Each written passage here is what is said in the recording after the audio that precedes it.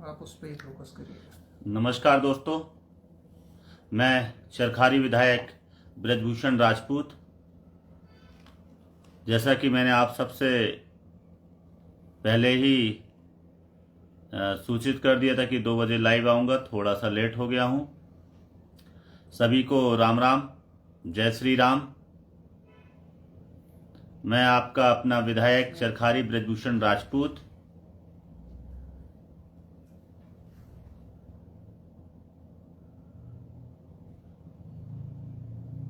सभी साथियों से निवेदन करता हूं कि जल्दी से जल्दी आप लोग जुड़ जाइए,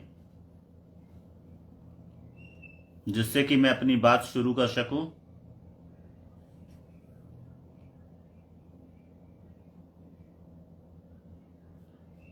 आप सबको मालूम है, मैंने पहले ही एक पोस्ट डाली थी। फर्रुखाबाद में लोधी राजपूत समाज के 2 युवकों की मुस्लिम समुदाय के लोगों ने हत्या कर कुएं में फेंक दिया था।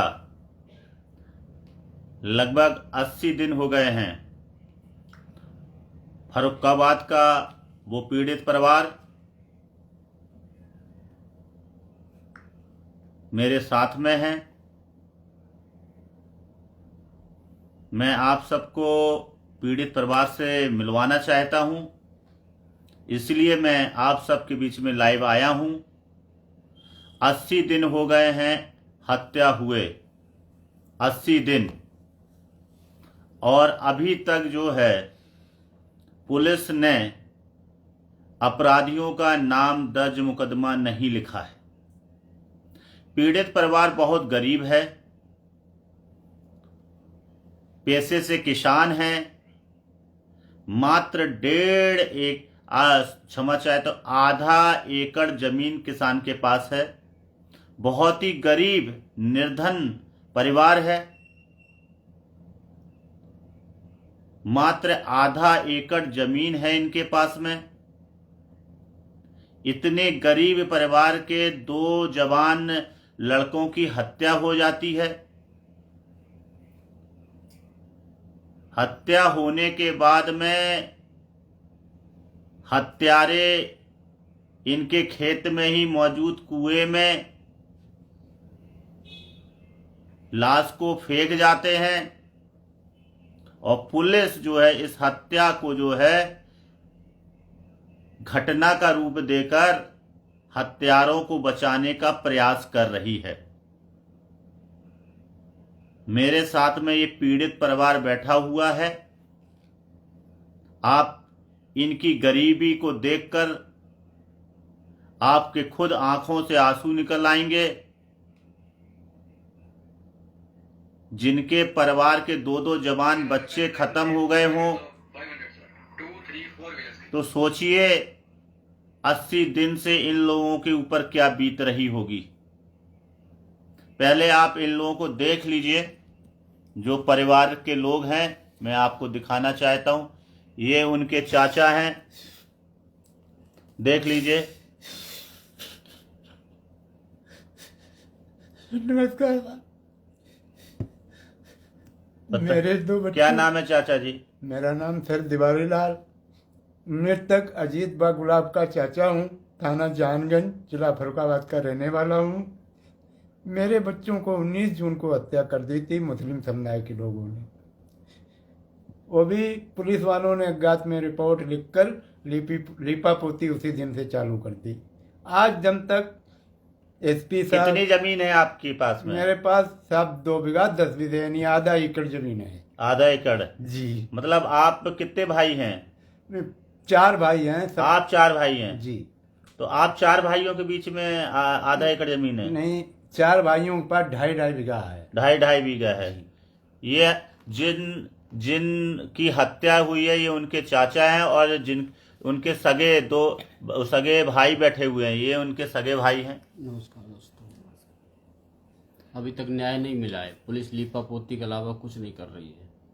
इतना दिन 84 दिन होने जा रहे हैं, पुलिस ने सिर्फ लीपापोती के अलावा कुछ नहीं किया। सबके पास दौड़ लिया। अब जाके समाज के लोगों ने चंदा दिया है तो मैं यहाँ लखनऊ तक आया हूँ, तो यहाँ जो अपनी फरियाद रखी है सर के पास।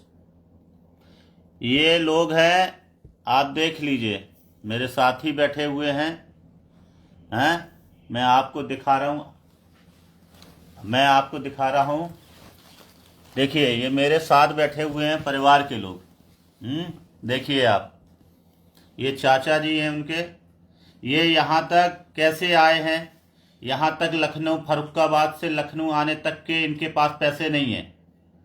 वहाँ इनके गांव के लोगों ने इनको चंदा दिया, तब ये यहाँ मेरे पास लखनऊ आ पाए हैं।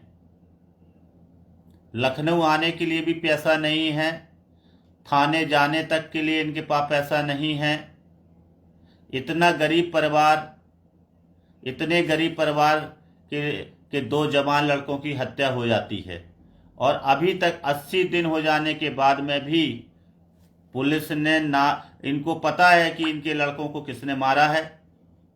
जो मारने वाले हैं वो मुस्लिम समुदाय के हैं, मारने वाले समाजवादी पार्टी के नेता हैं, मारने वाले समाजवादी पार्टी से ब्लॉक प्रमुख रहे हैं, मारने वाले अरबपति खरबपति हैं, मारने वाले मुसलमानों के पास 4 कोल्ड स्टोरेज हैं, 2 पेट्रोल पंप हैं, 2 ईंट के भट्टे हैं, 50 गाड़ियां हैं, न जाने कितनी जमीन है, और ये गरीब हैं। वो अरबपति हैं और ये गरीब हैं, इसलिए इन गरीबों की सुनवाई नहीं हो रही है। ये लोग मेरे पास में 15 दिन पहले आए थे। मैं इनको लेकर उत्तर प्रदेश के उप मुख्यमंत्री ब्रजेश पाठक जी के पास भी लेकर गया था। उत्तर प्रदेश के उप मुख्यमंत्री ब्रजेश पाठक जी ने वहां के एसपी को मेरे सामने फोन किया। इसके बाद में भी अभी तक जो है अपराधियों के नाम एफआईआर में शामिल नहीं किए गए।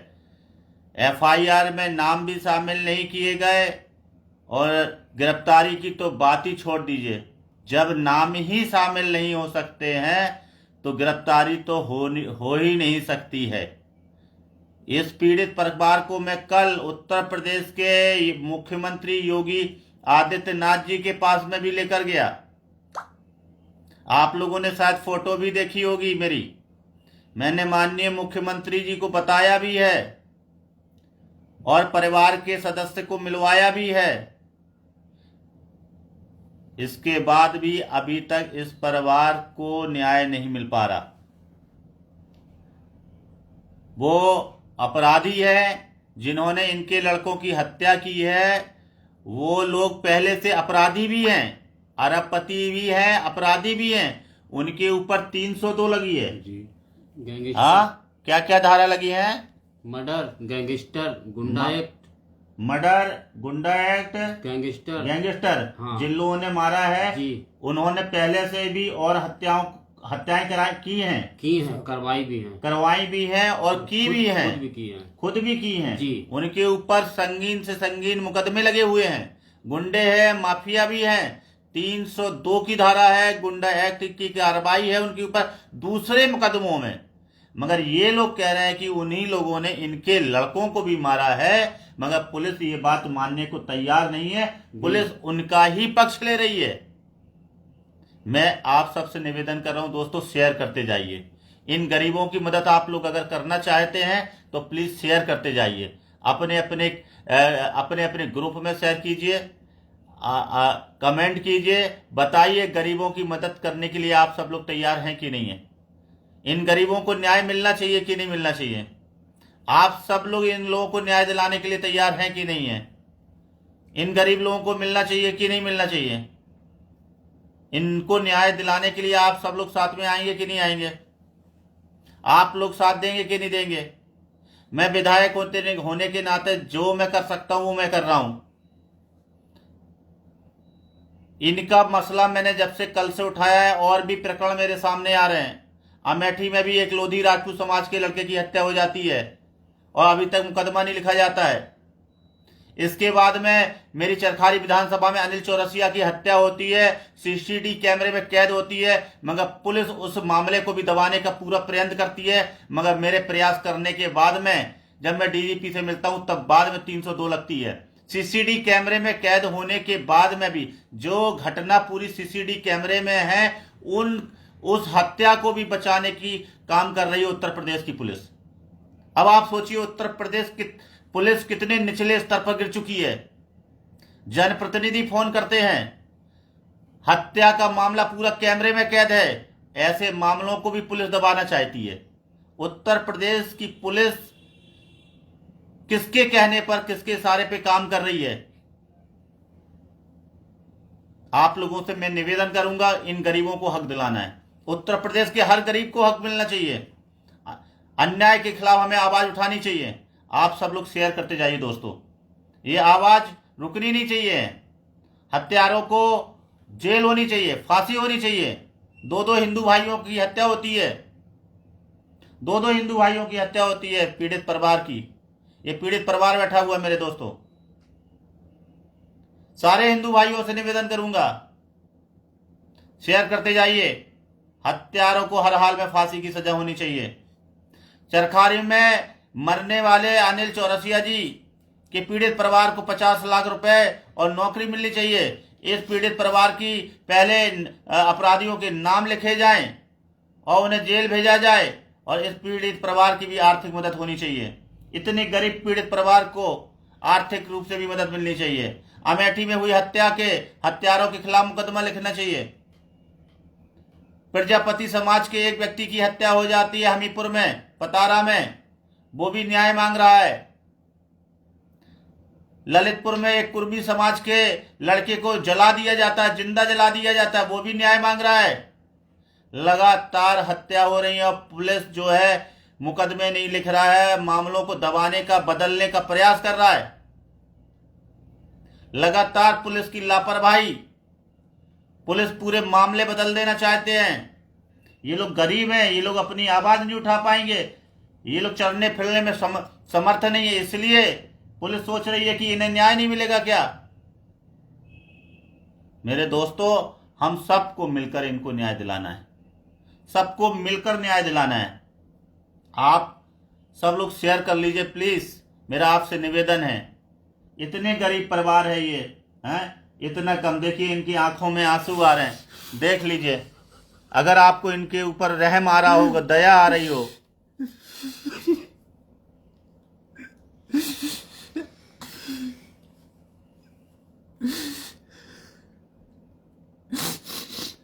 देख लीजिए, ये इनके भाई हैं।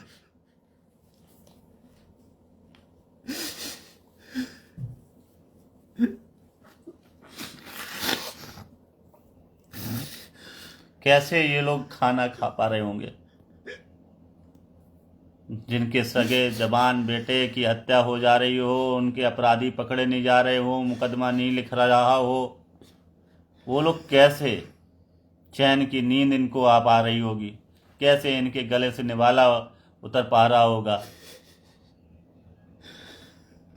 कैसे ये संकट की घड़ी में, एक दुख की घड़ी में, जब से मुझे पता चला है तो ढंग से मुझे खाया नहीं जा रहा। इन लोगों का दर्द सुन के, इन लोगों की बातें सुन के, इतनी बेरहम उत्तर प्रदेश पुलिस कैसे हो सकती है? बहुत ही दुख की बात है। इतनी बेरहम पुलिस कैसे हो सकती है? इन गरीबों का उन्हें दुख नहीं दिख रहा है।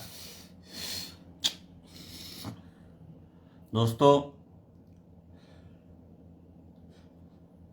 आप सबसे अपील है, हम सब लोग इन्हें न्याय दिलाने के लिए एक होकर काम करें।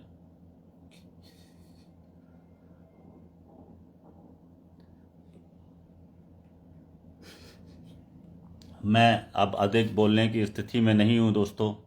जिस तरीके से इन लोगों का दुख है, दर्द है, जिस तरीके से उत्पीड़न हो रहा है, मैं ज़्यादा बोलने की स्थिति में नहीं हूं।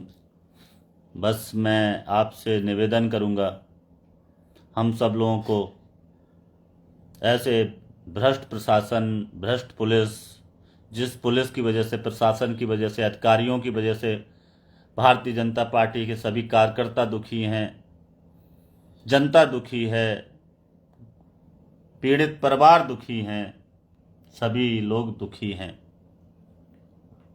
बस दोस्तों, जय हिंद, जय श्री राम। देश के प्रधानमंत्री माननीय नरेंद्र मोदी जी पर सभी को पूरा विश्वास है। पूरे पिछड़े समाज के लोगों को देश के प्रधानमंत्री माननीय नरेंद्र मोदी जी ने विश्वास कर किया है। बोलो, मोदी जी देश के मसीहा हैं। देश के प्रधानमंत्री मोदी जी पर मसीहा हैं।